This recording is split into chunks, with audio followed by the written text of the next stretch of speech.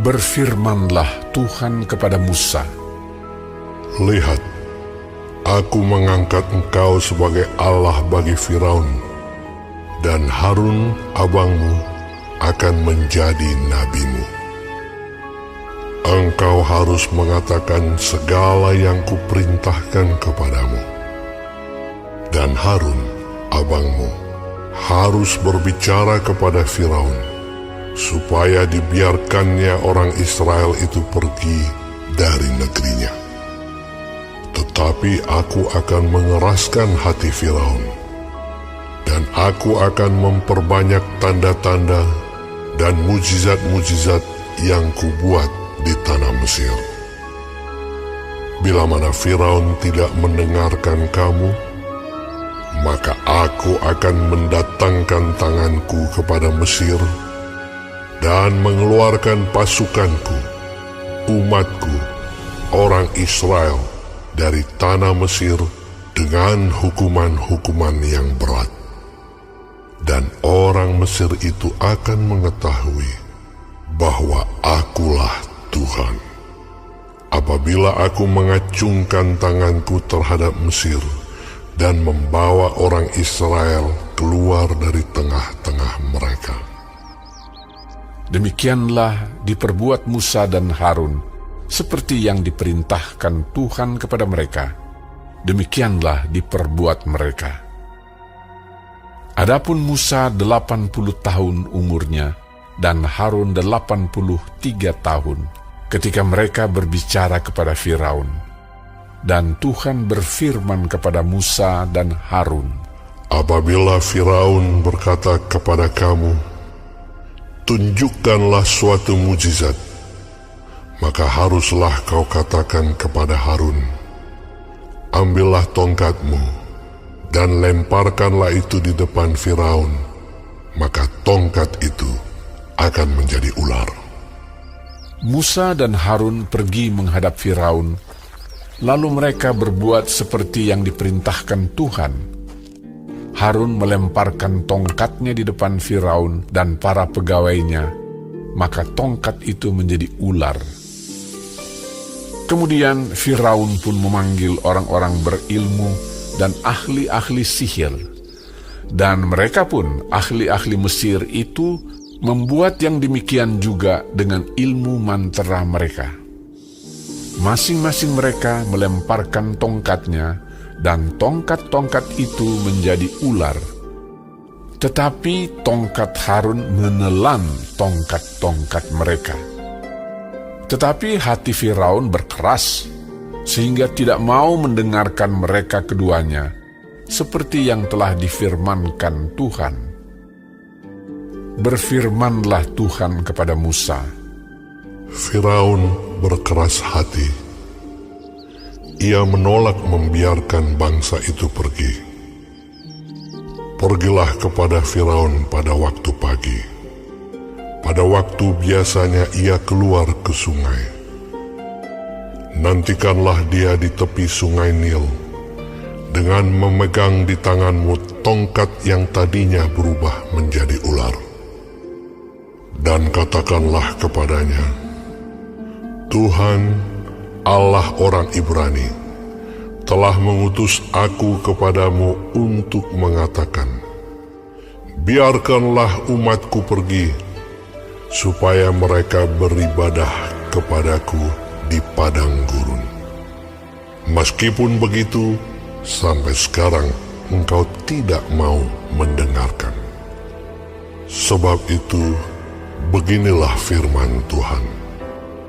Dari hal yang berikut akan kau ketahui bahwa akulah Tuhan.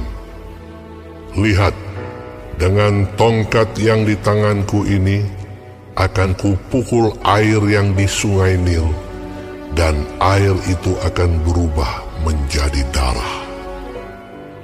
Dan ikan yang dalam sungai Nil akan mati, sehingga sungai Nil akan berbau busuk.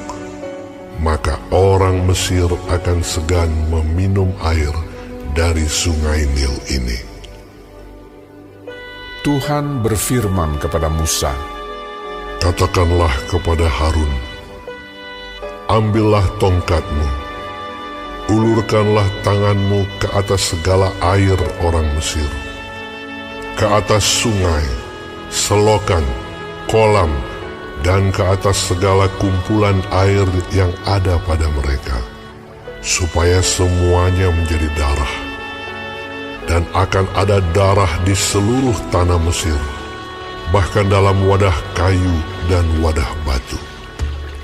Demikianlah Musa dan Harun berbuat seperti yang difirmankan Tuhan. Diangkatnya tongkat itu dan dipukulkannya kepada air yang di sungai Nil, di depan mata Firaun dan pegawai-pegawainya. Maka seluruh air yang di sungai Nil berubah menjadi darah. Matilah ikan di sungai Nil, sehingga sungai Nil itu berbau busuk, dan orang Mesir tidak dapat meminum air dari sungai Nil, dan di seluruh tanah Mesir ada darah. Tetapi para ahli Mesir membuat yang demikian juga dengan ilmu-ilmu mantra mereka, sehingga hati Firaun berkeras dan ia tidak mau mendengarkan mereka keduanya seperti yang telah difirmankan Tuhan. Firaun berpaling, lalu masuk ke istananya dan tidak mau memperhatikan hal itu juga. Tetapi semua orang Mesir menggali-gali di sekitar sungai Nil, mencari air untuk diminum, sebab mereka tidak dapat meminum air sungai Nil. Demikianlah genap 7 hari berlalu setelah Tuhan menulahi sungai Nil.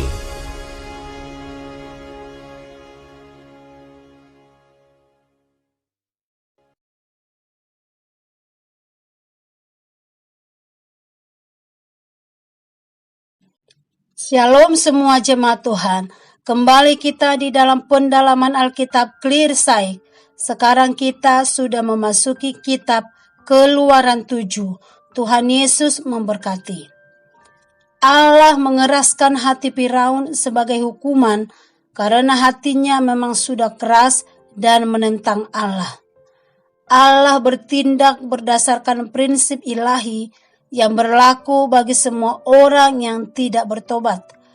Apabila seseorang tetap menentang Allah dan firman-Nya, akhirnya Allah menetapkan agar hati itu dikeraskan. Sama seperti Allah menyerahkan orang kepada keinginan dosa mereka sendiri. Dikatakan di dalam Roma 1 ayat 24. Karena itu Allah menyerahkan mereka kepada keinginan hati mereka akan kecemaran, sehingga mereka saling mencemarkan tubuh mereka.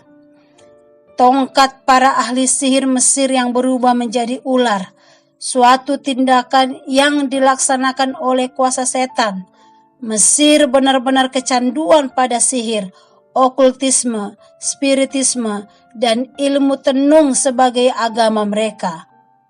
Akan tetapi, ketika tongkat Harun menelan tongkat mereka, Allah Israel membuktikan bahwa kuasanya lebih besar daripada kuasa para dewa Mesir.